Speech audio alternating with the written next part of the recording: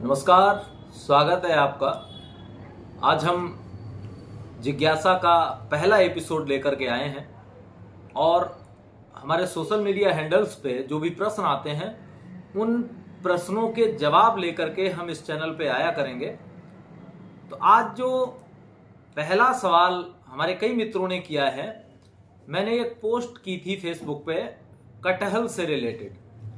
तो कई मित्रों का एक सवाल आया है कि कटहल के जो फल हैं वो गिर जाते हैं, इसका कारण क्या है और इससे निपटा कैसे जा सकता है, इसको रोका कैसे जा सकता है। कटहल के पौधे में फल तो आते हैं लेकिन बहुत सारे फल गिर जाते हैं, बहुत कम फल अंत तक बचते हैं जो कि हमें मिल पाते हैं। बहुत सारे कारण हो सकते हैं फलों के गिरने का। पहला कारण ये हो सकता है कि नमी का असंतुलन।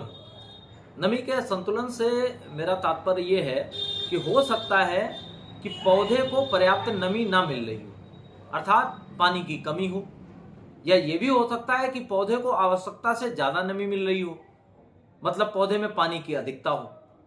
तो यदि आप कटहल के पौधे को जरूरत से कम पानी देंगे या जरूरत से ज्यादा पानी देंगे तो दोनों ही स्थितियों में फल गिरने की संभावना बढ़ जाएगी। पहली बात ये होगी।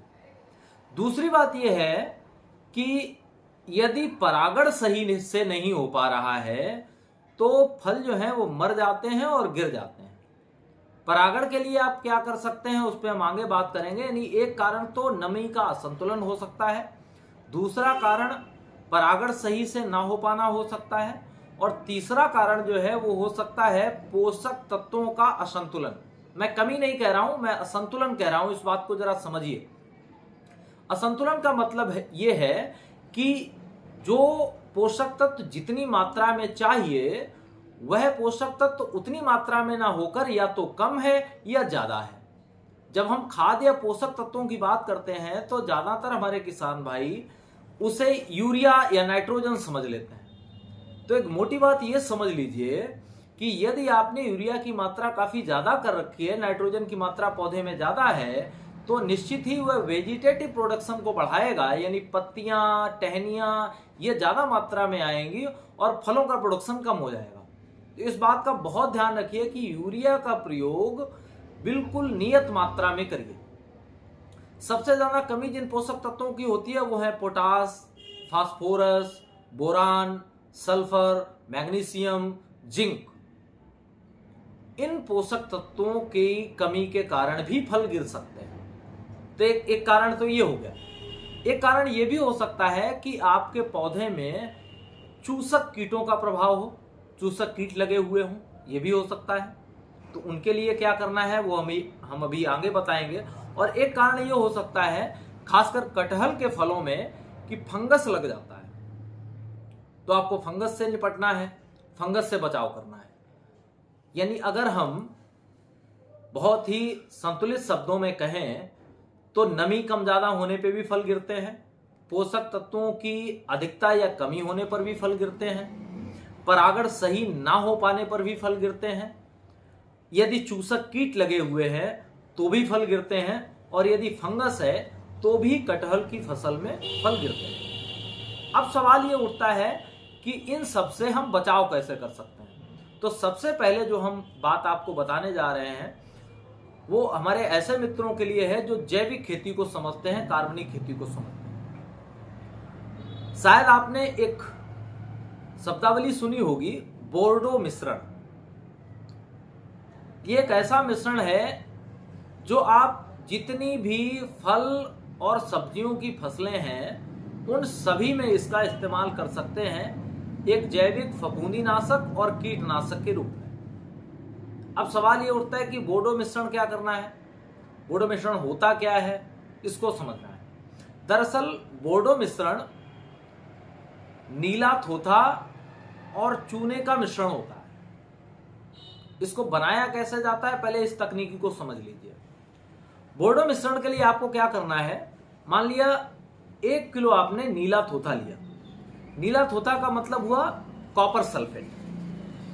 1 किलो आपको नीला थोथा लेना है और 1 किलो आपको बिना बुझा हुआ चूना लेना है, और दोनों को पहले अलग अलग रखना है। नीला थोथा लें एक किसी बर्तन में, और एक किसी बर्तन में आपको बिना बुझा हुआ चूना लेना है। नीले थोथे में भी पानी डाल के उसे भिगो कर रख दें, और जो आपका बिना बुझा हुआ चूना है उसमें भी पानी डालकर आप उसे भिगो कर रख दें। दोनों को भिगो कर रखने के बाद जब दोनों लिक्विड वाली अवस्था में आ जाएं, फिर दोनों को आपस में मिला लें। मिलाने के बाद क्या करना है, आपको ये देख लेना उसमें आवश्यकता अनुसार आप पानी मिला लें। और पानी मिलाने के बाद ये जो मिश्रण तैयार हुआ है इसका छिड़काव आपको जब भी आपकी पौधों में फल आते हैं, खासकर कटहल में जब फल आते हैं, तो उस समय आप इसका छिड़काव करते हैं। हालांकि पौधों पे छिड़काव करना बड़ा कठिन है, कटहल का पेड़ बड़ा होता है, तो आप लंबी डंडी का स्प्रेयर लीजिए और उस स्प्रेयर का प्रयोग करते हुए उस पर छिड़काव कर सकते हैं। जब फल आने की बारी हो उससे पहले ही आप एक काम और कर सकते हैं।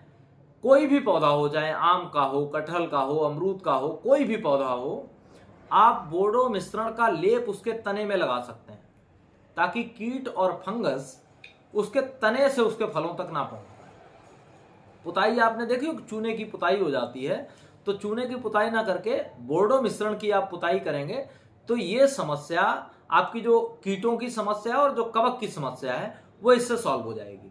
रही बात पानी की, उसका आप अपना खुद दे सकते हैं कि जब जरूरत हो तब पानी दें और जब ना जरूरत हो तो पानी ना दें।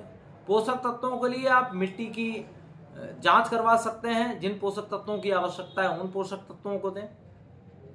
अब ये तरीका तो हुआ जैविक फार्मिंग वाला और अपना घरेलू तरीका है ये।